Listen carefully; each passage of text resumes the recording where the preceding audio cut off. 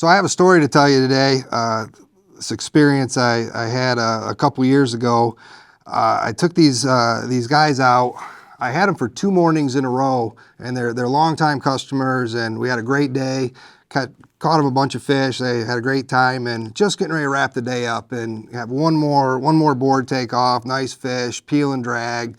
Get the guy on the rod. He's starting to reel that fish in. All of a sudden, snap! The thing just breaks off, and the line broke right above the planer board. So there was a nick in the backer. That board's gone. The fish is gone. They're upset about the fish. I'm upset about the planer board, the lure, having to retie the lead core, you know, yada yada. But we went in, took care of the fish. I took care of the rod, got everything tied up. Next morning they show up. We're talking about the one that got away, and you know, they're laughing about it. I'm still, you know, hurting my pocketbook about the money I just lost over that break in that line. So I get all the rods set up in the dark, and I look over, and my high diver is just kind of bent over, just more than it should have been.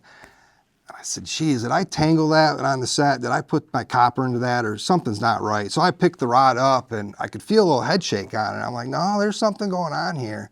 So I give the rod to Doug, my good old buddy Doug, and I said, hey Doug, reel this in for me. You know, I'm fishing by myself. I had some other stuff to do. So he starts cranking on this high diver rod and reel, and he feels the head shake too. And about that same time I look, and there's a planer board. I said, oh, I guess we've probably gotten that copper or something. So I grab the planer board. I'm a little upset with myself, and all of a sudden I feel the tug. I'm like, oh no, there's a fish on there. And I look at the board. I'm like, that's the board from yesterday at 10:30 in the morning that we broke that fish off on. So I have them hand line that lead core in. It was a 5-color copper with a yak fireball on it. And we get that thing to the boat. It's still alive. It's a 10-pound steelhead, and that's how we started our day that day. So these guys still fish with me. We tell that story all the time. It took me about 18 hours to kill that fish, but I got him.